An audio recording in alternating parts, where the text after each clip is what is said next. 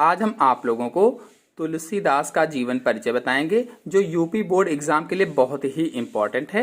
चलिए शुरू करते हैं। तो सबसे पहले जीवनी के अंतर्गत एक दृष्टि में काव्य परिचय को देख लेते हैं। नाम तुलसीदास, माता और पिता। पिता का नाम आत्माराम दुबे, माता का नाम श्रीमती हुलसी। जन्म सन 1532 ईस्वी में। जन्म स्थान ग्राम राजापुर, जिला बांदा। गुरु नरहर दास, गुरु थे इनके नरहर दास। लेखन विधा काव्य थी। भाषा शैली ब्रज भाषा और अवधी, ब्रज और अवधी दोनों भाषाएं थी। शैली काव्य शैली थी। प्रमुख रचनाओं में श्री रामचरितमानस, गीतावली, विनय पत्रिका आदि प्रमुख हैं। निधन सन 1623 ईस्वी में हुआ।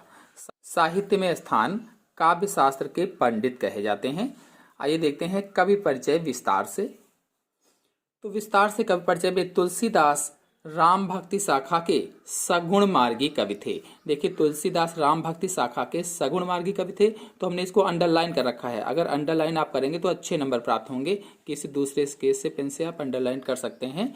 इनका जन्म सन 1532 ईस्वी में बांदा जिले के राजापुर ग्राम में हुआ था। बांदा जिले में राजापुर ग्राम है, वहां पर इनका जन्म हुआ।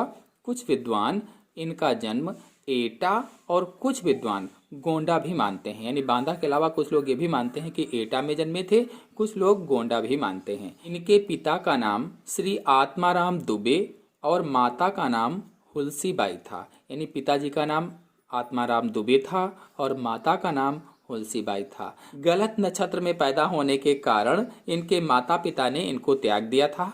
अनाथ बालक तुलसी को सौभाग्य से एक दिन स्वामी नरहर दास मिल गए।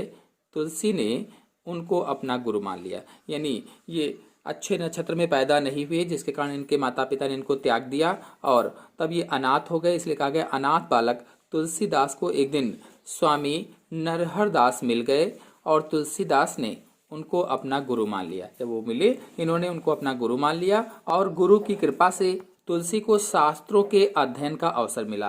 यानी गुरु की वजह से शास्त्रों का अध्ययन किया।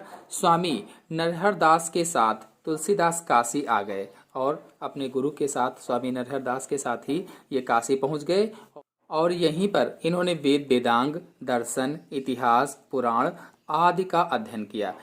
तुलसीदास का विवाह रत्नावली के साथ हुआ। इनका विवाह रत्नावली के साथ हुआ और वो बहुत ही सुंदर थी। अपनी रूपवती पत्नी के प्रति ये अत्यधिक आसक्त थे और एक दिन इनकी पत्नी ने इनको बहुत कुछ कह दिया, जिसके कारण ये वैरागी हो गए और काशी चले गए। तुलसीदास जी का जीवन काशी, अयोध्या और चित्रकूट में अधिक व्यतीत हुआ। इनकी मृत्यु सन 1623 ईस्वी में काशी में अस्सी घाट पर हुई थी। मृत्यु सन 1623 में और कहाँ, तो काशी में अस्सी घाट पर हुई। तुलसीदास जी की मृत्यु के संबंध में एक दोहा जग प्रसिद्ध है। संवत 1680, 80 गंग के तीर, श्रावण शुक्ला सप्तमी, तुलसी तजो शरीर। गोस्वामी तुलसीदास जी राम के अनन्य भक्त थे। इनकी भक्ति दास से भाव की थी, यानी दास के रूप में इन्होंने राम की भक्ति की। संवत 1631 में इन्होंने अपने प्रसिद्ध ग्रंथ श्री रामचरितमानस की रचना शुरू की। 1631 में श्री रामचरितमानस की रचना शुरू की इन्होंने। इनके इस ग्रंथ में विस्तार से राम के चरित्र का वर्णन है। श्री रामचरितमानस बड़ा ही लोकप्रिय ग्रंथ है। विश्व साहित्य के प्रमुख ग्रंथों में इसकी गणना की जाती है। इस ग्रंथ के अतिरिक्त इन्होंने जानकी मंगल, पार्वती मंगल, रामलला नहछु, रामाज्ञा प्रश्न, भैरवै रामायण, दोहावली, कवितावली, गीतावली, विनय पत्रिका आदि ग्रंथों की रचना भी की। इनकी रचनाओं में भारतीय सभ्यता और संस्कृति का पूर्ण चित्रण देखने को मिलता है। तुलसीदास ने प्रचलित दोहा, चौपाई, कवित, सवैया, पद आदि काव्य शैलियों की पूर्ण सफलता के साथ काव्य रचना की। इनके काव्य में भाव पक्ष के साथ साथ कला पक्ष की भी पूर्ण प्रधानता है और उसमें रसों का आनंद, अलंकारों का प्रयोग तुलसी ने बखूबी किया है। तुलसीदास जी का ब्रज और अवधी भाषा पर समान अधिकार था, यानी ब्रज भाषा के ज्ञाता थे और अवधी भाषा के भी जानकार थे, ज्ञाता थे। तुलसीदास जी संस्कृत भाषा के साथ साथ काव्य शास्त्र के पंडित भी कहे जाते हैं। अगर पूछा जाए प्रश्न काव्य शास्त्र के पंडित कौन है, तो आप बता सकते हैं तुलसीदास जी।